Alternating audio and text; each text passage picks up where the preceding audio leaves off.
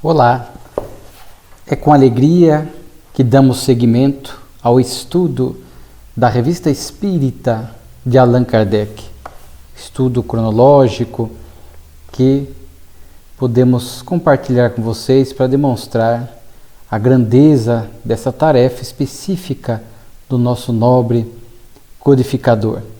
Hoje nós vamos estudar a revista de maio de 1865. Destacando alguns pontos, sempre ficando o convite para que você possa buscar a revista espírita, adquiri-la, o livro físico ou pesquisar a revista através da internet, o site da Federação Espírita Brasileira, o kardecpedia.com também oferece, porque aqui é um breve comentário, 50, 60 minutos, que não substitui jamais a leitura, a reflexão, o estudo na íntegra dos artigos, dos textos que estão na Revista Espírita de Allan Kardec. E no mês que estamos estudando hoje, maio de 65, temos mais artigos do que o habitual. São 14 artigos e vamos ver que muitos desses artigos são comunicações espirituais.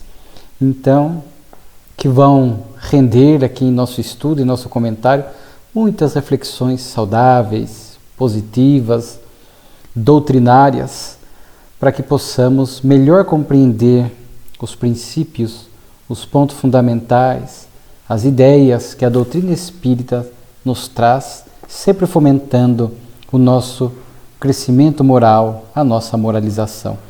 Kardec começa com um item chamado Questões e Problemas, onde ele traz a temática da manifestação do espírito dos animais. Já tivemos a oportunidade de estudar lá no começo algumas comunicações espirituais, principalmente do espírito Charles, onde ele trouxe muitas informações a respeito da evolução dos animais. Muitos pontos Allan Kardec deixou ali de quarentena, aguardando a confirmação através da universalidade dos ensinos, que somente viriam depois da codificação no século seguinte, no século XX, com as obras complementares sérias, através de Chico, Xavier e Divaldo. Já tivemos a oportunidade também de registrar que logo no começo da revista, o primeiro, o segundo ano, vimos que muitos textos tratavam dessa temática, traziam essas comunicações espirituais sobre o progresso dos animais e descrevendo a vida em outros mundos. E Allan Kardec percebeu que isso aguçava muito a curiosidade das pessoas. E curiosidade nem sempre se converte em desejo de aprender e de estudar. E Kardec também notava que isso tomava-lhe um tempo importante. E ele entendia que a sua missão era para trazer esses pontos fundamentais da doutrina espírita e que estas questões, digamos, mais acessórias, nesse primeiro momento da doutrina espírita, poderiam muito bem ficar para adiante, principalmente depois que os pontos fundamentais estivessem devidamente estabelecidos, até para que não incorrêssemos em erro em determinado tema. Então Kardec ficará muito tempo ali suprimindo, diminuindo drasticamente temas, comunicações que se referiam a essa questão. Essas questões, os dois pontos que nós citamos, vez que outra aparecia novamente na Revista Espírita. Então agora volta essa questão dos animais, porque Kardec recebe uma carta da cidade de Dieppe, uma cidade, uma comuna francesa, onde o missivista faz uma narrativa muito interessante. Ele diz que o seu filho tinha um cão, uma cachorra de nome Mica, era muito dócil, pacata, era do seu filho, e o seu filho veio a desencarnar. E ele então, junto com a esposa, e tinha também, pelo que consta aqui, uma filha que morava junto, resolveram cuidar da cadela. E ele diz que criou um vínculo, um afeto muito grande. Ela dormia no pé da cama com ele, aquecendo seus pés. E ela, quando queria pedir, chamar a atenção para alguma coisa, disse que ela tinha assim, um gemido, um som muito característico. E ele narra que Mica adoeceu, desencarnou, e ele diz que, passado pouco tempo, ele escutou aquele gemido característico dela e, naturalmente, levantou assustado com isso, porque ela já havia desencarnado. E ele, então, conversa com a esposa, ela também confirma ter ouvido, e diz que poderia ter sido da rua, e ele diz que escutava pouco, tinha dificuldade auditiva, que os sons da rua ele praticamente não escutava, então o som não poderia ter vindo da rua. E ele também diz que a sua filha também escutou o mesmo gemido característico de Mica.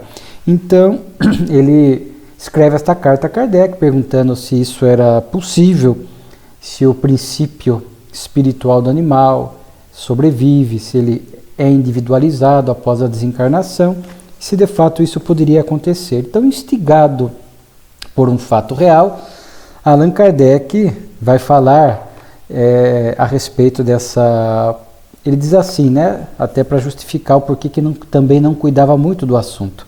Os fatos deste gênero não são ainda bastante numerosos, nem suficientemente comprovados para dele deduzir-se uma teoria afirmativa ou negativa. A questão do princípio e do fim do espírito dos animais apenas começa a surgir.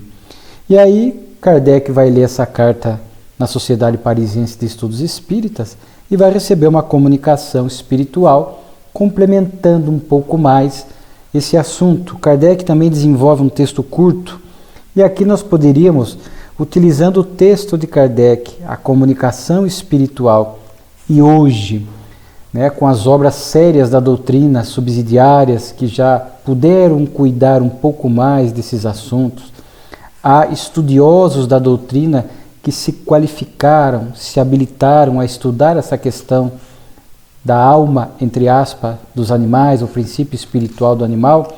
Nós podemos aqui chegar a algumas conclusões. Primeiro que Kardec vai falar a respeito deste elo de afinidade que existe entre a criatura humana e o animal, principalmente os animais mais domesticáveis, que convivem conosco em nossas casas, normalmente cães, gatos, às vezes vemos pássaros, e outros animais que acabam construindo esta afetividade.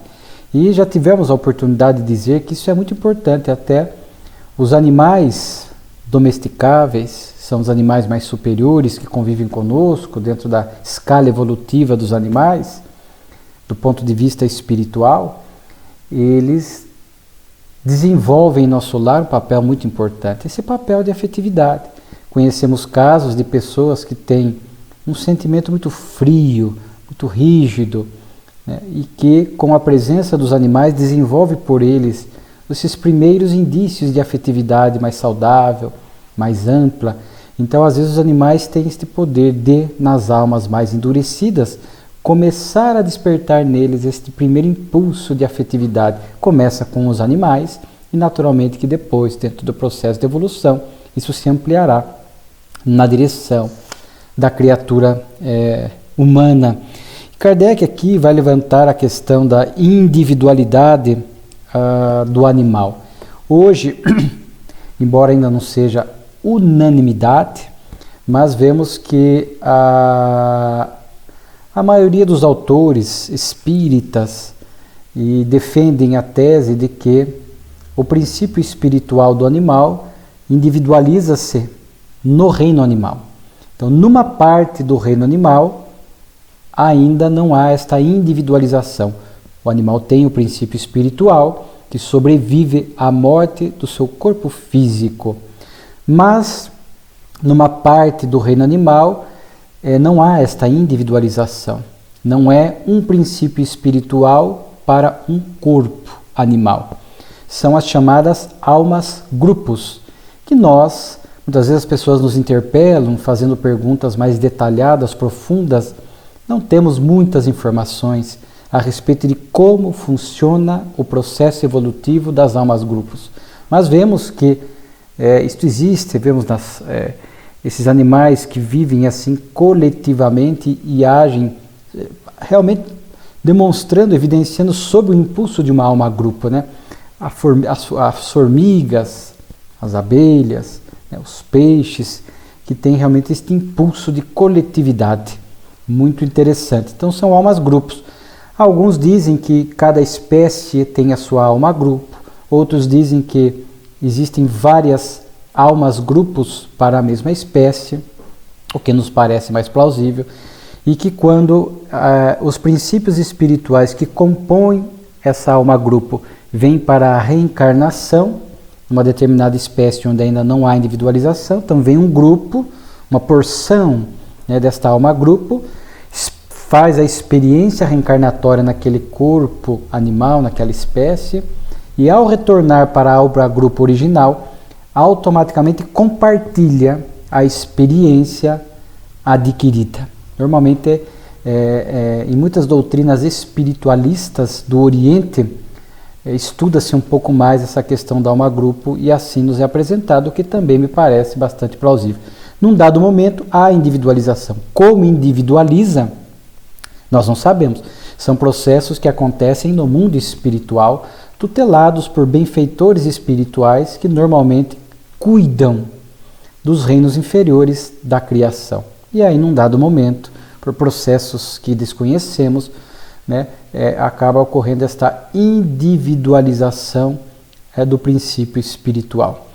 E daí, a Dr. Jorge Andréa, escritor espírita, já desencarnado, se não me falha a memória, ele defendia a ideia de que nos répteis é que aconteceria esta individualização, porque nos répteis já encontramos a glândula pineal muito embrionária, que alguns chamam de olho pineal, o que permitiria já um princípio espiritual individualizado gerir por si só, né, sozinho, um princípio, aquele organismo, o que também me parece bastante plausível. E a partir dali, com a individualização, esse princípio espiritual segue daí por toda a evolução no caminho da angelitude individualizado, havendo espíritos que cuidam deste ir e vir desses reinos inferiores da criação. E esse fato trazido à baila nos parece bastante plausível. Há alguns relatos espirituais, inclusive histórias com Chico Xavier, narradas por testemunhas, de que o cão que Chico teve teria ficado um tempo ali no ambiente espiritual após a desencarnação. O que nós normalmente ouvimos é que se o lar é muito equilibrado, o lar é um ambiente favorável àquele princípio espiritual, então o cão desencarna e ele pode ficar algum tempo curto, dias, semanas, meses, no ambiente familiar, convivendo ainda com a família, com os membros da família encarnada.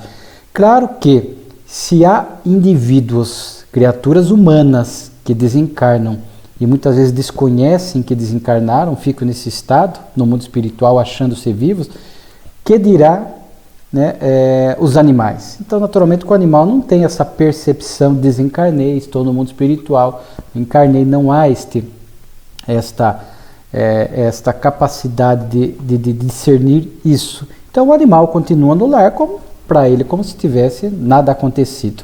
Então, é possível que Mica tivesse ficado, por ser um lar equilibrado, pudesse ter ficado ali algum tempo e tenha assim emitido o seu gemido característico e que por motivos ignorados, todos ali da casa acabaram escutando. Eu já tive uma experiência com um cão muito querido, de muitos anos atrás, que ele também desencarnou, e algumas semanas após a sua desencarnação, eu estava assim, quase que no estado de dormência, né? Quase assim naquele estado, um meio termo entre a vigília e o dormir, com o braço para fora da cama, e eu tive a nítida percepção de que ele chegou e lambeu a minha mão. Senti ele lamber a minha mão. Então é perfeitamente possível, né? Mas isso é uma exceção. Kardec, inclusive, vai dizer aqui que jamais tinha ouvido informação de que existissem espíritos de animais no mundo espiritual. Ele também já havia feito esta afirmação outrora. Claro, ele não descarta, ele diz que não havia tido ainda, por isso que ele diz que o assunto do princípio espiritual dos animais era algo que viria com o tempo.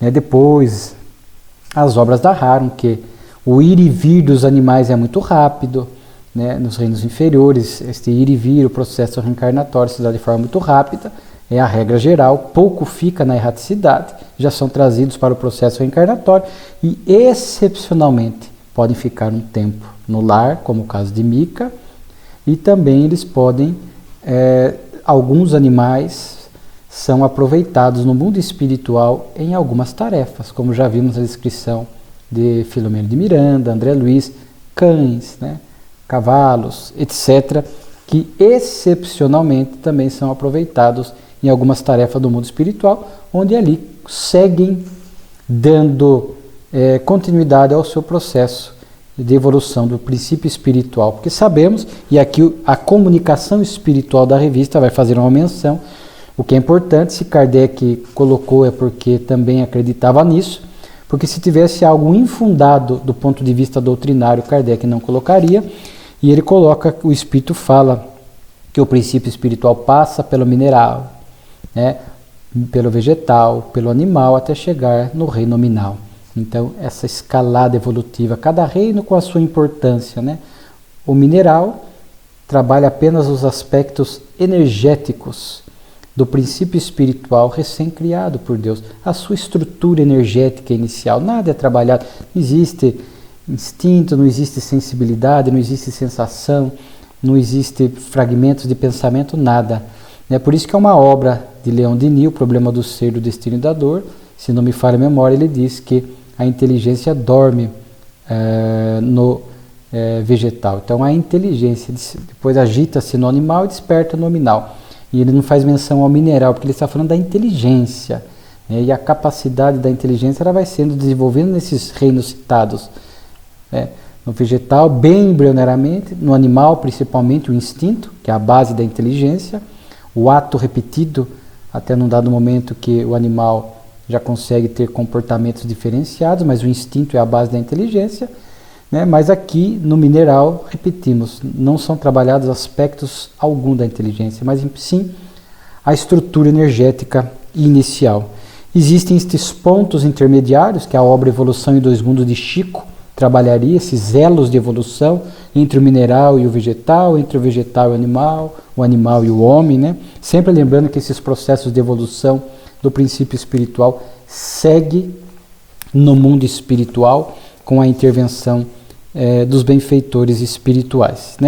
E Kardec também, aqui a comunicação vai concluir dessa impossibilidade de comunicação do princípio espiritual do animal com o homem, não da forma como aconteceu assim, direta, o gemido do animal, mas através da mediunidade. Isto é impossível. Capítulo 22 do Livro dos Médiuns. O animal não pode realmente comunicar-se através da mediunidade com a criatura humana. Não há nem...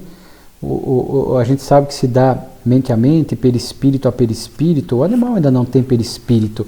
É um corpo espiritual ainda em informação, sem complexidade. Não há nem ligação entre este corpo espiritual em formação com o perispírito complexo da criatura humana. Então não há como haver esta comunicação mediúnica entre o animal e a criatura humana, conforme nós dissemos. Mas os animais encarnados fazem registros anímicos embrionários, não são médiums. O animal não é médium, mas fazem registros anímicos muito embrionários, assim, sentem uma presença espiritual de forma bem rudimentar, sentem vibrações grosseiras às vezes, ou uma vibração particular, como Gadara na passagem do Evangelho. Os porcos sentem a vibração densa daqueles grupo de espíritos obsessores do cemitério de Gadara e agitam-se e caem ali, caem da montanha, do alto da montanha.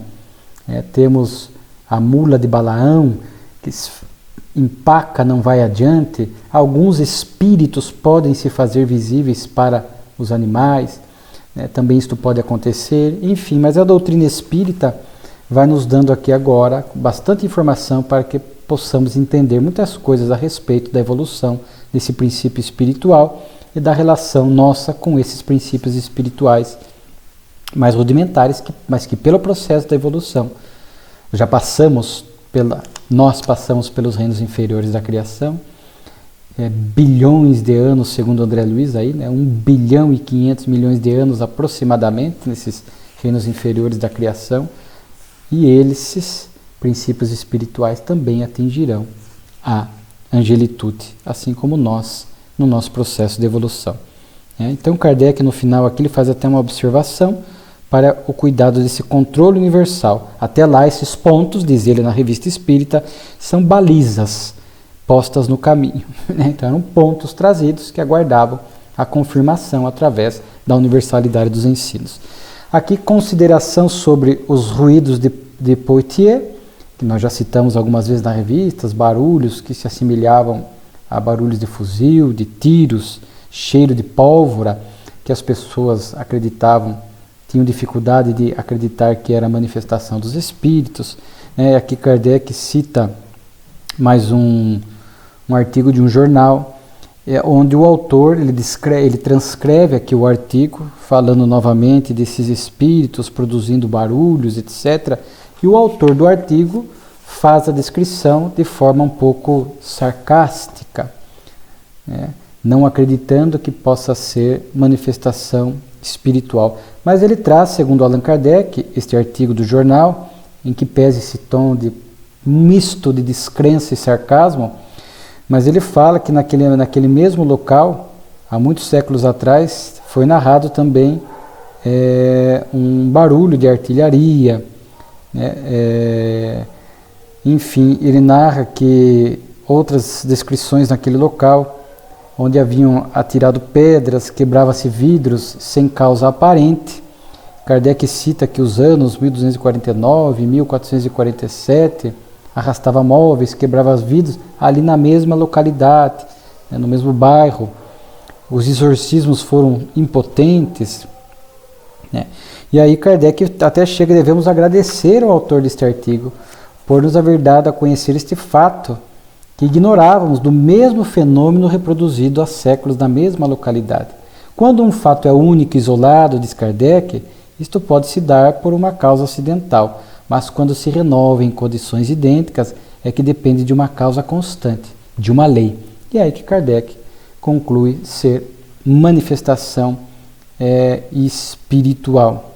Então, Kardec vai falar que é claro que espíritos mais evoluídos não se divertem com semelhantes tipos de fenômenos. Isso é característica de espíritos mais brincalhões, zombeteiros, que aproveitando-se, às vezes, da mediunidade, de efeitos físicos de alguém que mora ali nas proximidades, acabam produzindo esses fenômenos que acabam gerando esse tipo de reação. Aquelas pessoas que não acreditam, alguns acham que são pessoas encarnadas, brincando, que se escondem, outros acham que são manifestações demoníacas.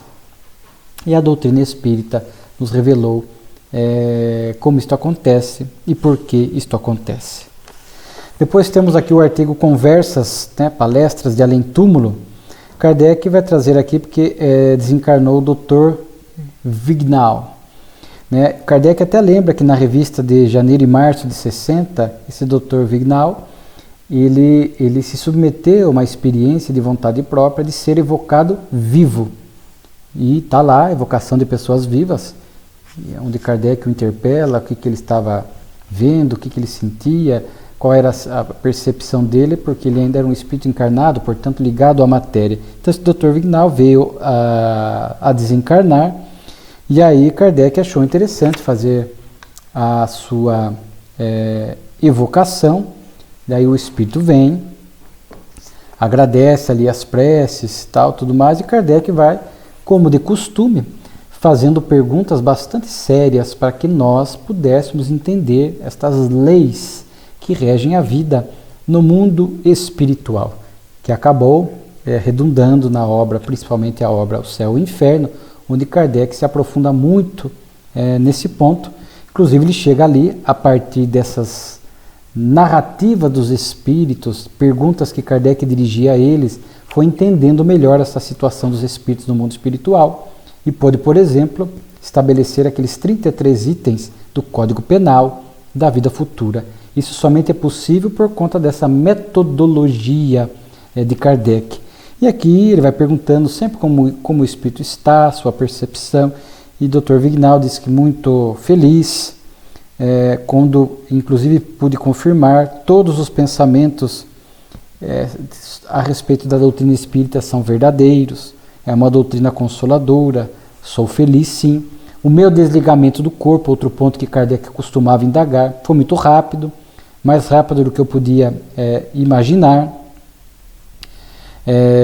A gente sabemos que quanto mais espiritualizado é um indivíduo, menos apego às coisas da terra, mais moralizado, mais facilmente se dá esse desligamento. Quanto mais apegado às coisas da terra, mais materializado, isto gera uma dificuldade maior para que sejam rompidos os vínculos, as ligações do espírito com a matéria bruta, com o corpo. Perguntado a respeito dos funerais e tudo que foi feito a ele, ele diz que as coisas materiais pouco me tocam. Aliás, vós o sabeis, eu só pensava na alma e em Deus.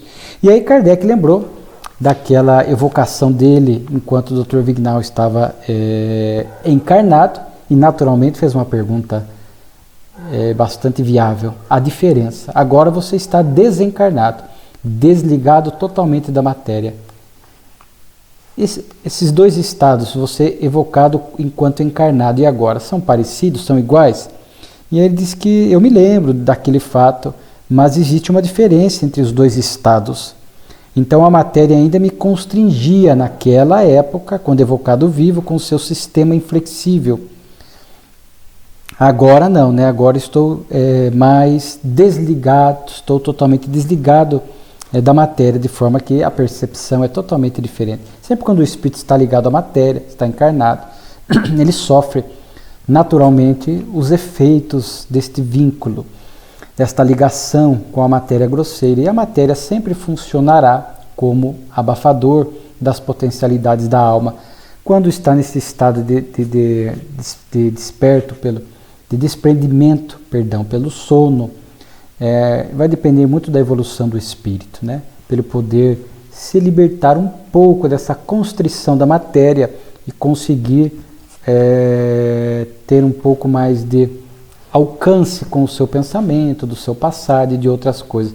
Há espíritos muito atrasados, muito materializados, que mesmo durante o desprendimento parcial pelo sono, pouco conseguem avançar em termos de percepção espiritual, que sofrem os efeitos deste vínculo de forma mais intensa. Então ele fala que era nítida para ele a diferença entre esses dois estados.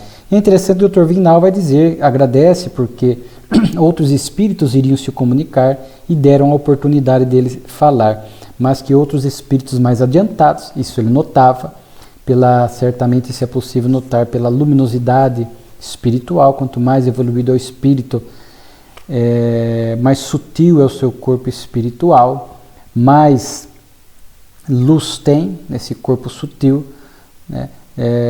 E percebe-se, portanto, que está diante de um espírito mais evoluído. E Kardec fala que logo na sequência comunicou-se Blaise Pascal, que inclusive nós vamos ver na sequência, né, mais à frente aqui do nosso estudo, que de fato Blaise Pascal, temos algumas comunicações de Blaise Pascal interessantíssimas aqui na revista, né?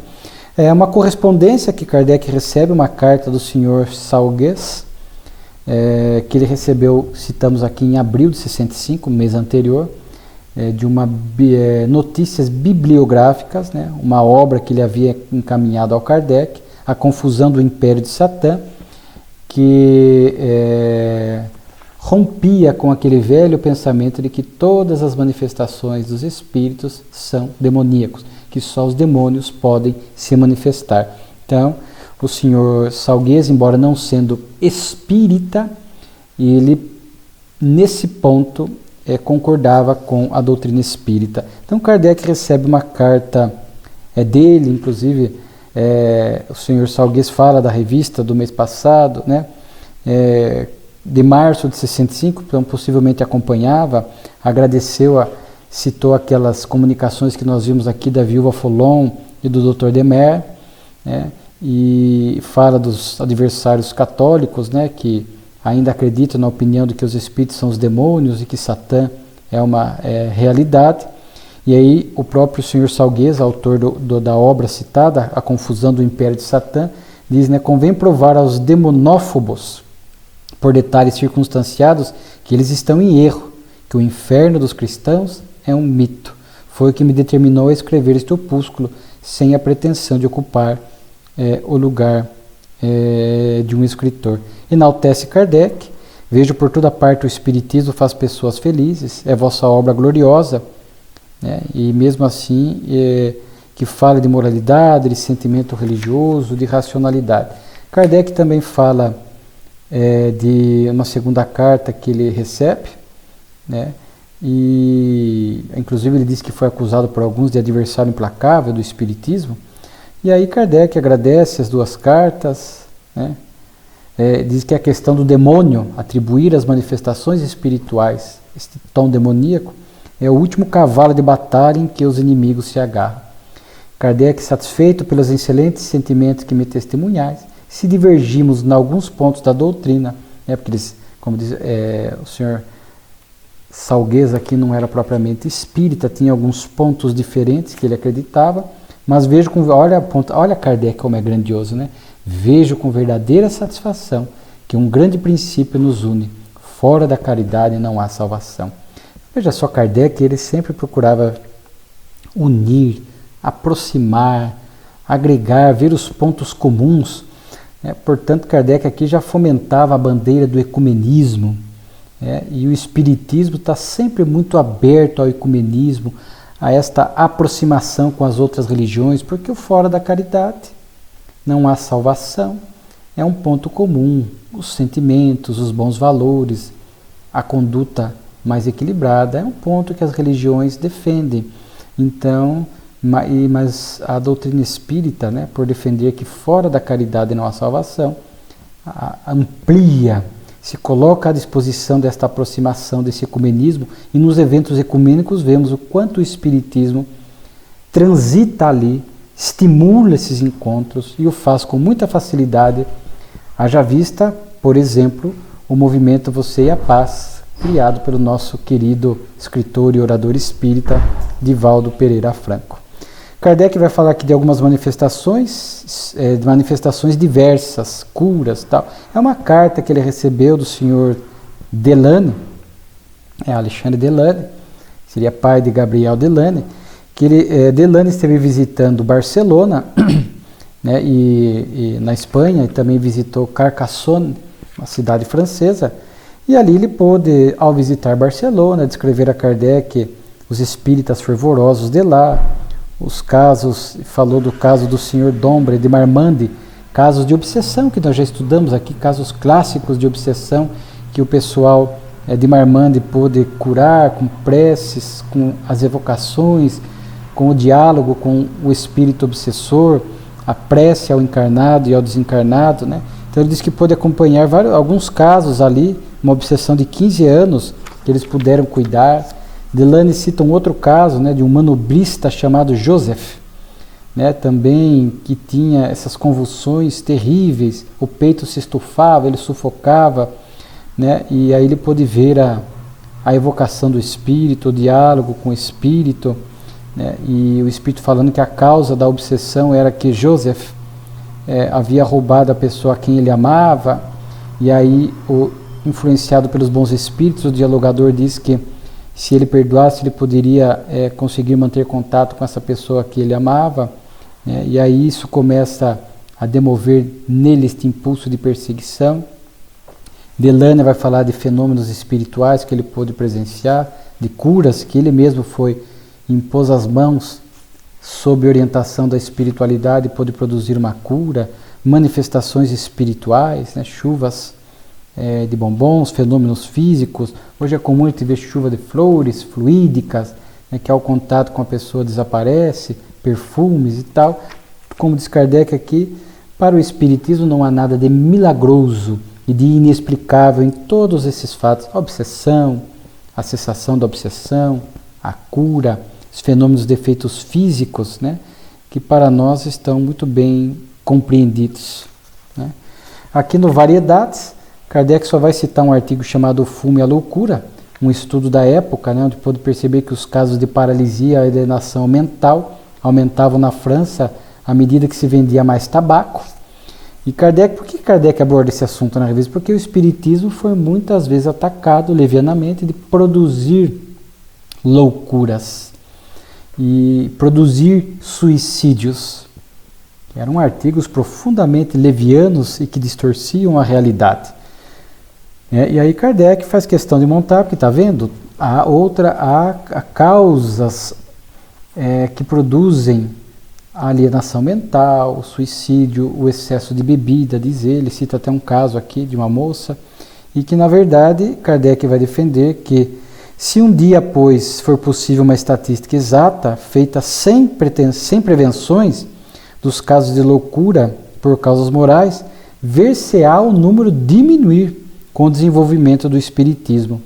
Ele diminuirá igualmente o número dos casos ocasionados pelos excessos e pelo abuso de bebidas alcoólicas, porque o espiritismo produz esta conscientização do indivíduo, de forma que ele naturalmente fará um esforço para evitar os vícios morais, o consumo do álcool, trará ao indivíduo mais serenidade, mais equilíbrio, fomentará nele essa saúde mental, evitando, portanto, loucura, prevenindo também suicídio, como inúmeros casos que nós vimos aqui. E aí entramos na parte das comunicações espirituais, que de fato são belíssimas. Nós não vamos conseguir aqui abordar todas, mas como eu falei que acho que pelo menos 3 de Blaise Pascal, né, matemático, físico, inventor, escritor, filósofo, teólogo francês. De fato, um espírito muito gabaritado, né, com muita luz espiritual, conforme diz ali o Dr. Vinal, que nós citamos, né? Ele traz uma primeira comunicação muito interessante, as ideias pré-concebidas e o quanto isso atrapalha a inspiração. Primeiro aqui, Blaise Pascal vai trazer basicamente 3 pontos, né? Ele vai falar da inspiração, que é esta ideia que a criatura humana recebe dos espíritos, né? A inspiração, a intuição, que até para alguns em O Livro dos Médiuns, se não me falha a memória, ali item 182, 184, Kardec até diferencia, o mecanismo é o mesmo, inspiração e intuição é uma ideia que vem dos espíritos e chega até nós, em nossa mente. A questão é mais da consciência do encarnado. Na intuição, ele tem mais consciência do fenômeno, coloca-se nessa condição consciente de receber a intuição. Uma reunião mediúnica, por exemplo, há médiuns conscientes que se recolhem, que oram, que sabem do processo e se concentram para receber uma intuição, porque eles participam, têm consciência do fenômeno. E inspiração é quando a pessoa tem menos consciência desse fenômeno. Então, no dia a dia, quantas pessoas desconhecem, não dão bola, sequer pensam nisso, e até, mesmo assim recebem essas ideias do anjo da guarda, dos espíritos, ideias boas ou más, conforme a natureza do espírito, estão recebendo essas inspirações, sem que tenham noção do fenômeno e do processo. Então é basicamente isso que diferencia. E aqui ele vai falar, portanto, desse termo mais genérico, essa inspiração, esta ideia que provém do mundo espiritual. E que muitas vezes, junto com a inspiração, acontece esse calor fluídico. Interessante isso, né? Aí vemos que estamos diante de dentro daquela conceituação do Livro dos Médiuns, de uma intuição, né? Assim, doutrinariamente, tecnicamente falando.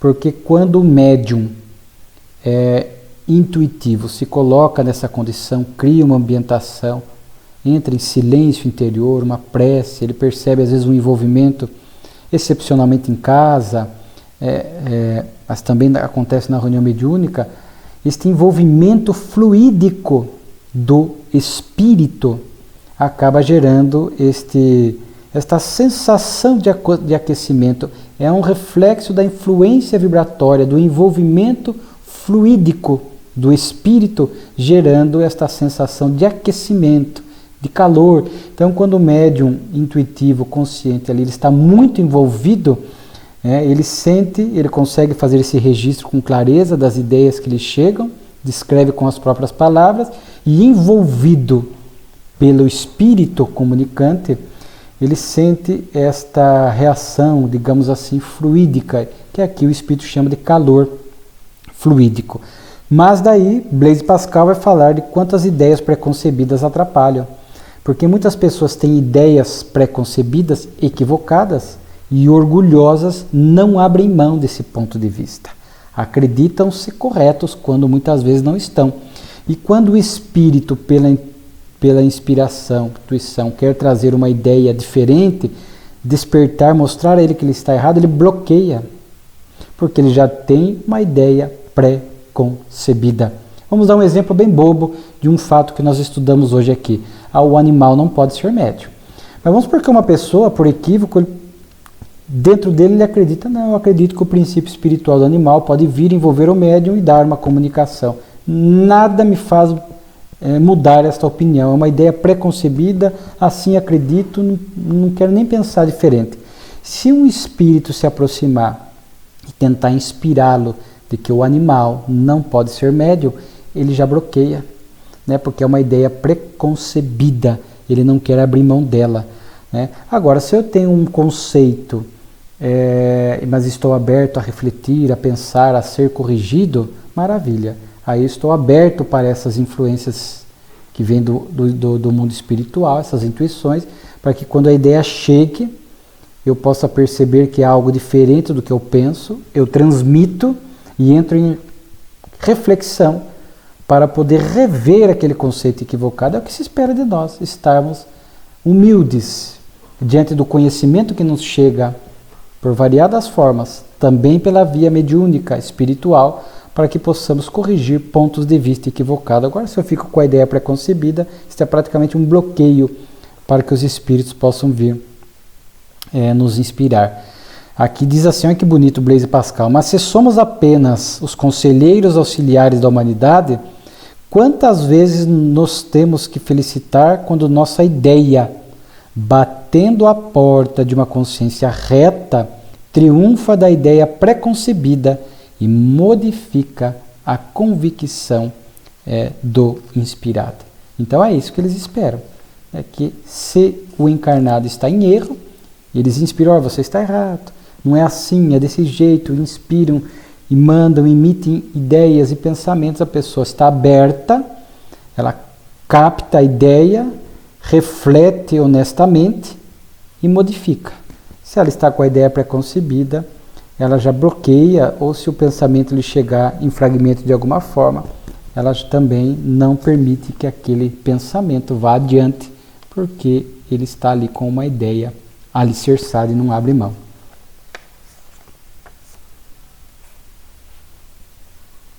Aqui depois temos uma outra comunicação muito bela, aqui também sugestiva de Blaise Pascal. Aqui Deus não se vinga. O próprio título é autoexplicativo. A ideia de que muitas pessoas que acreditam na vingança de Deus, que Deus castiga, que Deus se vinga, ou seja, projeta em Deus as paixões e os limites humanos.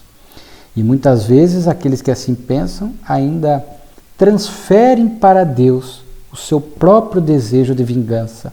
Às vezes têm a animosidade, o ódio de alguém e ainda transferem a Deus a vingança. Olha, que aquela pessoa, que o Senhor possa permitir que ela sofra, que lhe aconteça o que há de pior, que possa... transferimos para Deus ainda o nosso desejo de vingança. É um pensamento muito pequeno. Aqui ele diz assim, né, Pascal: crer na cólera de Deus é um orgulho da humanidade, que imagina ter um grande peso na balança divina. E aqui Blaise Pascal vai defender a ideia de que Deus não se vinga, Deus não pune, Deus não castiga. Entendendo a lei de causa e efeito, a cada um será dado segundo suas obras, nós vamos entender que a justiça divina, a lei de causa e efeito, somos artífices do nosso destino, né? E que se o indivíduo erra e fere o equilíbrio das leis, a lei de Deus, portanto a própria divindade, o educa através das provas, das expiações, das infinitas oportunidades que a reencarnação propicia. Então Deus tem um método pedagógico educativo. Então a lei de Deus, ela é educativa, não é de castigo. É de castigar, porque o castigo pode ser, quando a gente vai castigar alguém, a gente exagera no castigo, vai além do necessário, impõe sofrimentos desnecessários, e a lei de Deus é justa, ela é educativa, vai nos limites exatos do que a pessoa necessita e merece, nem além e nem a quem. Mas lembrando que o amor cobre uma multidão de erros, né? Então mesmo pelo bem que se faça, a gente percebe muito claro esse método pedagógico de Deus. Daí a incidência da lei é menor, porque o próprio Espírito por si só modificou-se. Aqui Blaise Pascal fala da planta. Se a planta do vosso jardim vem mal, se desvia, ireis encolerizar-vos e vos vingar dela? Não. Endireitá-la-eis, se puderdes, dar-lhe-eis um apoio, forçareis por entraves as suas más tendências. Se necessário, a transplantareis, mas não vos vingareis. Assim faz Deus. Se a gente faz isso com as nossas plantas, né? Deus vingar-se, que blasfêmia. Então, como Pai, Ele corrige, mas não se vinga. Guardai-vos dessas ideias preconcebidas de vinganças celestes, restos dispersos de um erro antigo. Se a pessoa tem esta ideia incrustada, preconcebida, conforme vimos, poderá vir com o seu anjo da guarda, qualquer benfeitor, mostrar, olha, Deus não se vinga. Ela está com a ideia preconcebida, não abre mão daquele pensamento. Cedo ou tarde, dentro do processo de evolução, vai perceber que Deus é amor, Deus é justiça e que Ele não se vinga de nós. Depois uma mensagem também muito bonita, ainda de Blaise Pascal, a verdade relativa, a verdade absoluta. Né? E diz que a verdade relativa faz parte da rota ascensional do progresso, né? Porque à medida que estamos caminhando, evoluindo, ainda imaturos, ainda imperfeitos, construímos verdades relativas, consequência das nossas ideias, das nossas percepções, das nossas reflexões equivocadas, mas caminhamos para a verdade absoluta. Mas essas verdades relativas fazem parte, muitas vezes, do processo de evolução, porque ainda mais imperfeitos, não temos condições de refletir e pensar em muitas verdades absolutas. Então é natural que construamos verdades relativas e depois, gradativamente, pontos vão sendo corrigidos, sanados, ampliados e caminhamos na direção dessa verdade absoluta. E Deus não tem pressa. Mas num dado momento aqui, Pascal vai falar que o espírito humano progride, se move, se agita por 3 causas: reflexão, inspiração e revelação. Então é muito bonito isso, né? A revelação vem de Deus, como diz ele. É rara. A gente sabe que a Terra, as 3 grandes revelações, a primeira revelação, os 10 mandamentos, Moisés no Monte Sinai, a verdade, a justiça, perdão. Depois, a mando de Deus, vem Jesus, a segunda revelação, a lei de amor. E depois, a mando de Deus, a terceira revelação, a doutrina espírita, a verdade. Né? Então, momentos da humanidade em que essas revelações divinas vêm para um impulso maior no processo de evolução, clareando, fomentando ideias e conhecimentos para que a humanidade possa se agitar-se e mover-se. Existe também a inspiração, que vimos agora há pouco, que provém dos espíritos. A revelação provém de Deus. A inspiração provém dos espíritos, trazendo ideias elevadas, os bons espíritos, fomentando o progresso. Quando não estamos engessados nas ideias preconcebidas, nos abrimos para essas ideias maiores, melhores, e nos movemos. E a reflexão, que é a reflexão do próprio espírito, onde ele para pensar e refletir, e progride analisando, observando fatos, situações da vida, ocorrências, reflete. Mas tudo passa pela sua reflexão.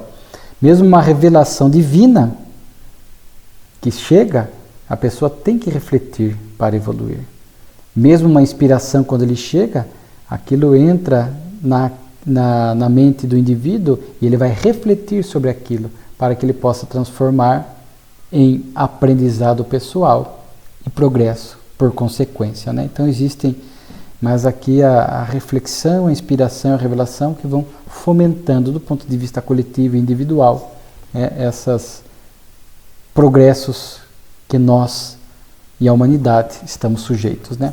Depois tem uma comunicação do Espírito Jorge sobre o estudo da mediunidade, onde ele também segue esta linha aqui, faz uma diferença básica assim entre inspiração e o animismo, inspiração dos espíritos, animismo do próprio indivíduo. E mesmo ele cita aqui que em caso de animismo a pessoa se coloca numa posição tal, muitas vezes lhe falta experiência mediúnica, lhe falta estudo, ele coloca numa posição tal, mas que cria uma percepção, que diz um fluido corporal, onde ela se acha envolvida por algo espiritual, quando na verdade ela está envolvida pelos próprios fluidos. E o que ela extravasa, o que ela traz, é o próprio pensamento. E existe aquilo que é a inspiração que provém dos espíritos. Mas sabemos que o animismo faz parte do processo mediúnico. Não existe aqui 100% mediúnico. O médium sempre participa, né? O anímico faz parte. Com a experiência, com o estudo, nós vamos permitindo que o anímico não comprometa a qualidade e o conteúdo da mensagem. É isso que vai acontecendo. No começo, muito mais anímico e menos mediúnico. E o médium vai ficando mais talhado, mais experiente. E aí o animismo vai influenciando o mínimo possível para não comprometer a qualidade da mensagem. Mas sempre haverá o anímico interferindo na comunicação. Isso faz parte. O animismo faz parte do processo mediúnico, né? Então a gente não pode olhá-lo como o inimigo mortal da mediunidade. Faz parte, né? Ele estará presente. A questão é de o quanto ele compromete ou desconfigura a mensagem que está vindo do mundo espiritual. Depois, para finalizar aqui, ainda temos algumas comunicações que vamos aqui, pelo tempo, foram 14 itens aqui da revista, né? É difícil abordar. Tem mais uma de Pascal, o progresso intelectual. Estamos na Terra para o progresso intelectual e moral. Aqui Pascal vai falar da importância desse domínio da inteligência, que não se perde, nada se perde na natureza. A importância de adquirir incessantemente novos conhecimentos. E aqui não é só conhecimento espírita, religioso, conhecimento amplo, cultura geral.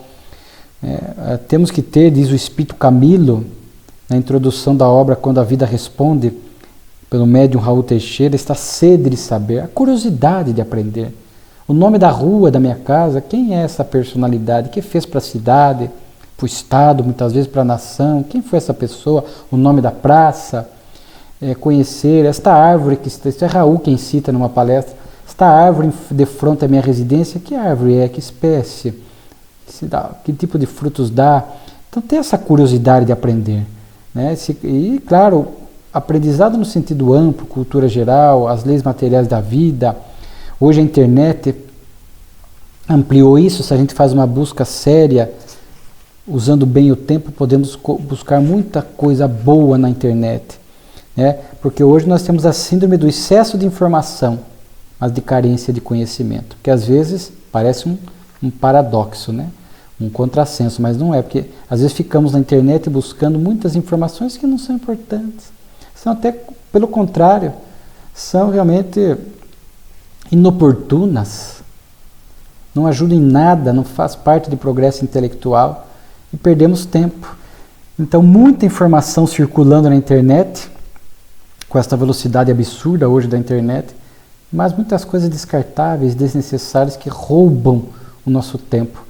E continuamos sedentos de conhecimento sério, aquele conhecimento que realmente é importante para o progresso, que ajuda no nosso processo evolutivo, na nossa caminhada terrestre, né?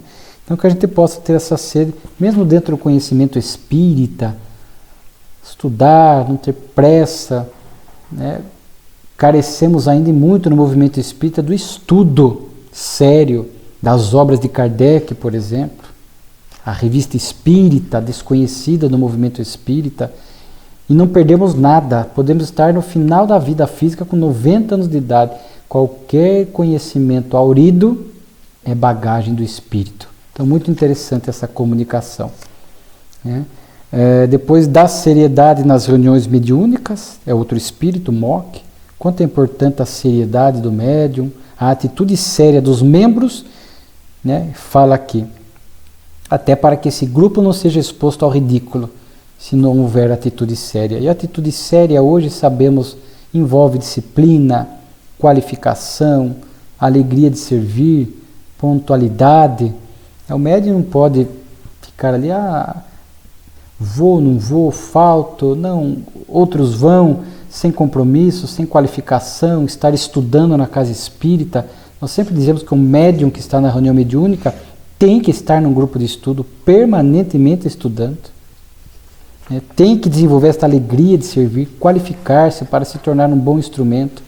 E isso num grupo, todos assim agindo, acontece o que Mock está falando, esta atitude séria dos membros.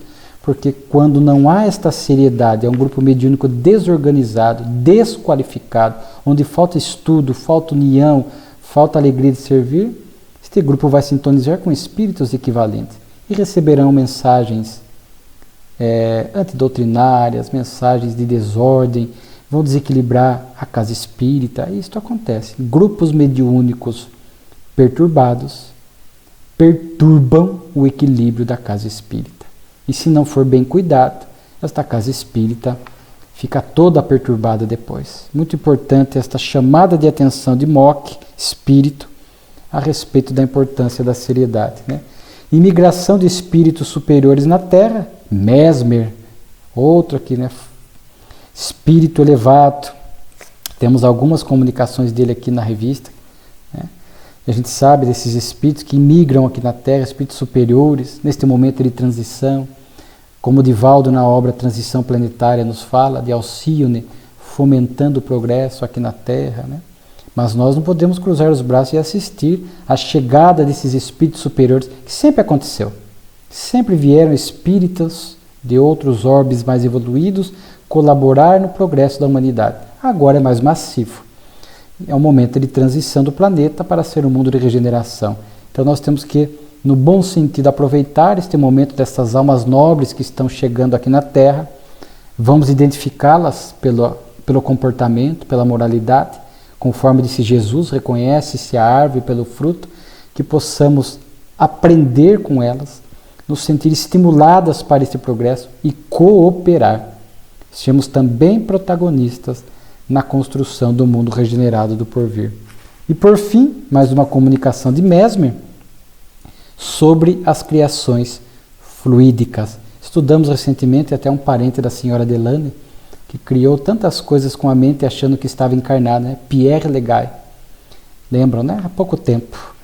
E aqui Mesmer, que estudou magnetismo, ele que tem outras comunicações na revista sobre fluidos, certamente colaborando muito, inclusive para que depois viesse a obra Gênese, a última obra da codificação de 68, onde Kardec pôde ali na segunda parte dos milagres cuidar deste estudo dos fluidos por conta dessas comunicações e orientações que ele foi recebendo da espiritualidade superior.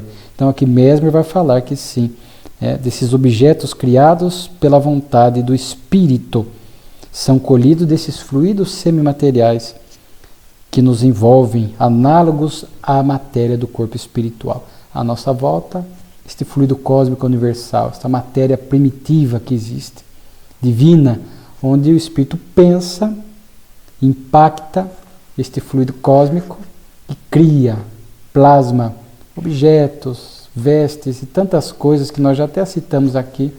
E as obras de Ivone do Amaral Pereira, estudando a própria mediunidade, recordações da mediunidade, devassando o invisível, descrevem coisas belíssimas sobre esta capacidade do espírito, encarnado e desencarnado, dessas criações fluídicas, conscientes ou inconscientes, este potencial da sua própria mente, que impacta esta matéria universal primitiva, o fluido cósmico universal, que está aí à nossa volta. né? Então é uma comunicação muito interessante.